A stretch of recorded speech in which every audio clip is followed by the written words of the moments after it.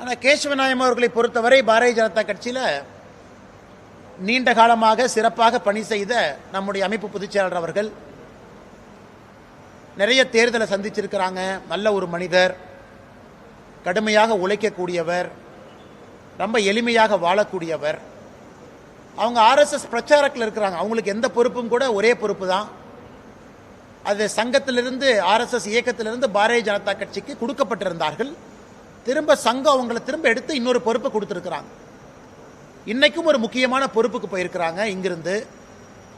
இன்னைக்கு இதே பார்த்தீங்கன்னா கேரளாவில் அமைப்பு பொதுச்செயலாளர் இல்லை, கர்நாடகாவில் அமைப்பு பொதுச்செயலாளர் இல்லை, இன்னைக்கு தமிழ்நாட்டில் அமைப்பு பொதுச்செயலாளர் இல்லை, புதுச்சேரி மாநிலத்தில் அமைப்பு பொதுச்செயலாளர் இல்லை. அது ஒன்றும் புதிதில்லை. அதனால் பத்திரிகை நண்பர்கள் நிறைய டிபேட்லாம் நடத்துறீங்க. இந்த கேரளா, கர்நாடகா, தமிழ்நாடு, புதுச்சேரி 4 மாநிலத்திலும் கூட அமைப்பு பொதுச்செயலாளர் இல்லை. அந்த பொறுப்பு காலியா இருக்கு. ஏன்னா சங்கத்துக்கு அந்த பிரச்சாரக்கு அவங்க திரும்ப போன பிறகு அதற்கு என்ன சங்கத்திலிருந்து இன்னும் புதியவங்க கொடுக்கல. காரணம் இந்த ஆண்டும் கூட சங்கத்துக்கும் திறமையானவங்க தேவைப்படுறாங்க. அது சங்கம் தான் உங்கள்கிட்ட சொல்லணும். ஏன்னா 100 ஆண்டு காலம் விழா நடக்குது இந்தியா முழுவதுமே, நிறைய வேலைகள் இருக்கு. அதனால கேசவநாயம்ஜி அவர்கள் இன்று காலையில் கமலாலயத்தில் சந்தித்து விட்டு வந்தோம். மிகச் சிறப்பாக பணியாற்றியதற்காக நாங்கள் எல்லாம் இணைந்து அவருக்கு எங்கள் நன்றியை தெரிவித்திருக்கின்றோம். கேசவநாயம் அவர்களை பொறுத்தவரை அவர் பிரச்சாரக், அவங்க வேலையை முடிச்சுட்டு அவங்க கிளம்பிட்டாங்க, அவ்வளவுதான். அவர் அரசியல்வாதி கிடையாது. அதனால் அவரை பற்றி தேவையில்லாத ஒரு விவாதமோ தேவையில்லாத வீண் சர்ச்சைகளோ அதெல்லாம் முடிவுக்கு வரும் என்கின்ற ஒரு எண்ணமும் எனக்கு இந்த நேரத்தில் இருக்கு. என்ன கருத்து பண்ணேன்? அமெரிக்காட்ட போய் ஒப்பந்தமானே பண்றோம் இல்ல, கருத்து வேற பேருங்க வருது. அவங்க வேலையை அவர் செய்யறாரு, என் வேலையை நான் செய்யறேன்.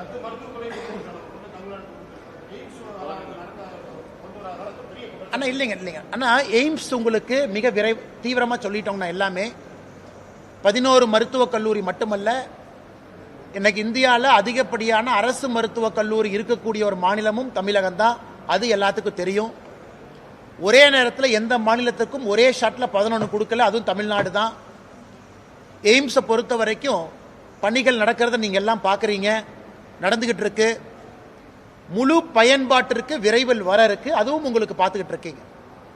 ஆனா முதலமைச்சர் மு.க. ஸ்டாலின் அவர்கள் நம்முடைய மாநிலத்திற்கு இத்தனாயிரம் கோடி செலவு செய்து எய்ம்ஸ் கொடுக்கறாங்க, அதை போய் பார்க்கலாம் அப்படின்னு போய் பார்த்தாரா? இதனை மதுரை மு.க. ஸ்டாலின் அவர் கீழே இல்லையா? மதுரை தனி ஜோனா? தமிழ்நாட்டில் முதலமைச்சர் கீழே மதுரை வராதா?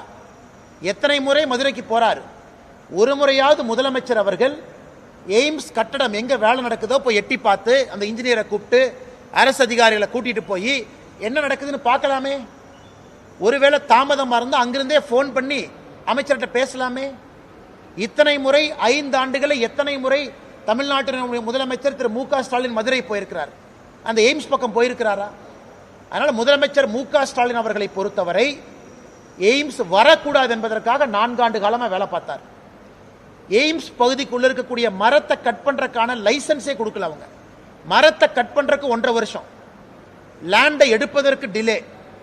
ஒன்றொன்றும் கூட மாநில அரசு எவ்வளவு டிலே பண்ண முடியுமோ, எவ்வளவு மோசமாக காலம் தாழ்த்த முடியுமோ, அங்க இருக்கக்கூடிய பஞ்சாயத்து ஆரம்பித்து எல்லா தமிழ்நாட்டு அரசனுடைய துறைகளை வைத்து அவ்வளவு வேலை செஞ்சு பார்த்தாங்க.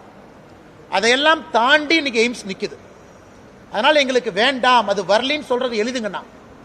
ஆனா மாநில அரசனுடைய 0% கோஆபரேஷனோடு எந்த ஒத்துழைப்பும் கொடுக்காம இன்னைக்கு பாரதிய ஜனதா கட்சி அரசு, மத்திய அரசு நம்முடைய கையில மாநிலத்தில் பார்வரசு இல்ல, அரசாங்கம் நம்முடைய கிடையாது, 4.5 ஆண்டுகளாக நாம் இல்ல, அதையும் தாண்டி இந்த அளவு கொண்டு வந்திருக்கோம். அதனால குற்றம் சாட்டக்கூடிய முதலமைச்சர் எய்ம்ஸை பார்வையிட்டு குற்றம் சாட்டினா நாங்க ஏத்துக்கிறோம். எய்ம்ஸ் பக்கமே போகாதவர், வெறும் அசம்பிளியில மட்டும், லெஜிஸ்லேட்டிவ் அசம்பிளியில மட்டும் மைக் எடுத்து பேசுறவர், மேடையின் மீது பேசுறவர், கொஞ்சம் கூட அக்கறை இல்லாத முதலமைச்சராக தான் இருந்திருக்கிறாங்க. அதனால எய்ம்ஸ் மிக மிக விரைவில் மக்கள் பயன்பாட்டுக்கு வர இருக்கிறது, அதில் எந்த மாற்று கருத்தும் இல்லை.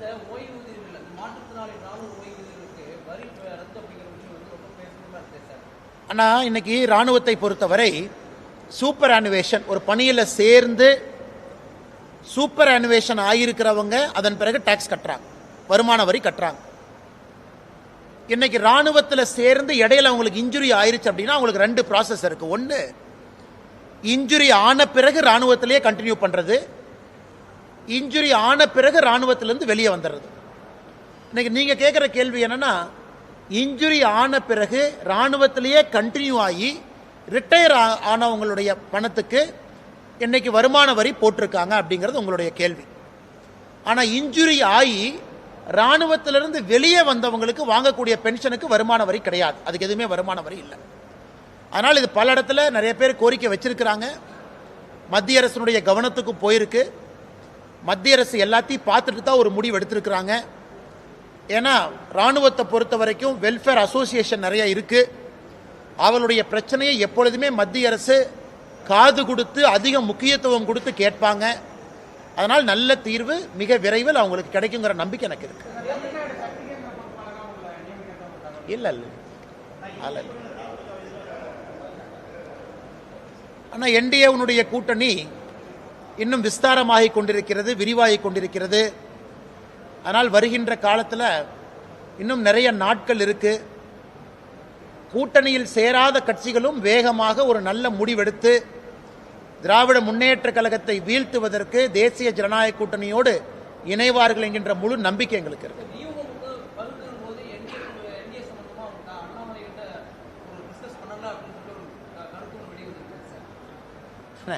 நான் பொதுப்படையா பேசுற கருத்துக்கு நான் பதில் சொல்றேங்கன்னா, நான் மைக்கில் பேசின கருத்துக்கு பதில் சொல்றேங்கன்னா,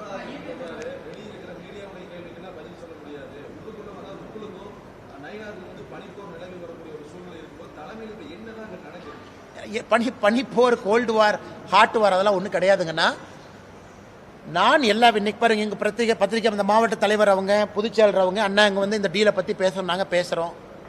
நேராக இங்கிருந்து பழனி போய் பழனியில் மாவட்டமாக அறிவிக்க சொல்லக்கூடிய போராட்டத்தில் பங்கேற்கிறேன். கட்சி வேலை தான் செய்கிறேன், சொல்லக்கூடிய வேலையெல்லாம் செய்கிறேன். ஆனால் பத்திரிகை நண்பர்களுக்கும் கூட என்னுடைய அன்பான வேண்டுகோள், இந்த தேர்தல் காலம்ங்கிறனால நீங்களும் ரொம்ப சுறுசுறுப்பாக இருக்கிறீங்க. எப்பவுமே பத்திரிகை நண்பர்கள் சுறுசுறுப்பாக தான் இருப்பீங்க. தேர்தல் காலத்தில் இன்னும் சுறுசுறுப்பாக இருப்பீங்க. செய்தி சேகரிக்கணும், நிறைய கமெண்ட் வேணும், ஃபீட்பேக் வேணும், பைட் வேணும். அதனால் இன்னும் 40 நாள் இருக்கலண்ணா. எல்லா கேள்விக்கும் இன்றைக்கே பதில் சொல்ல வச்சிட்டிங்கன்னா அடுத்த 40 நாட்கள் எப்படி உங்களுக்கு சுவாரஸ்யமாக கொண்டு போவீங்க? கடைசி கேள்வி எடுத்துக்கலாம்ண்ணா. அண்ணா நான் மறுபடியும் சொல்லுங்கண்ணா.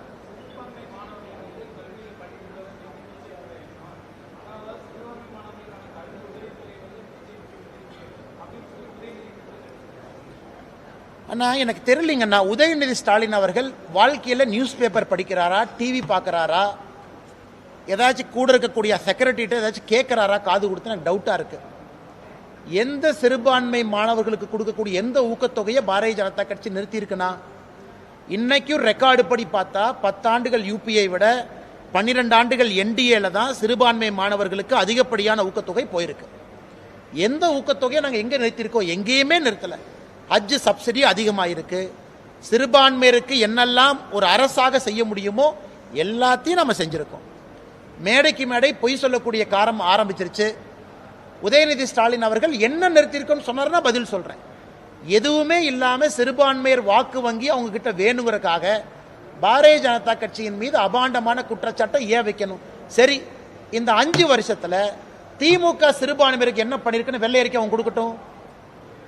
5 ஆண்டுகள்ல சிறுபான்மையர்னு கூரை மேல இருந்து முதலமைச்சர் கத்துறாங்க. நீங்க சிறுபான்மையருக்கு 5 வருஷத்துல என்ன பண்ணிருக்கீங்கன்னு சொல்லுங்க. அதே நேரத்தில் பெரும்பான்மை சமுதாயமாக இருக்கக்கூடிய இந்து சமுதாயம் உட்பட பெரும்பான்மை சமுதாயத்திற்கு என்ன பண்ணிருக்கீங்கன்னு சொல்லுங்க. யாருக்கும் எதுவுமே செய்யல.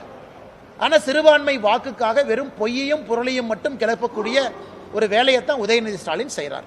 நன்றிங்க. டீயும் காஃபி எப்படின்னா ஒன்னா ஆத்துறது?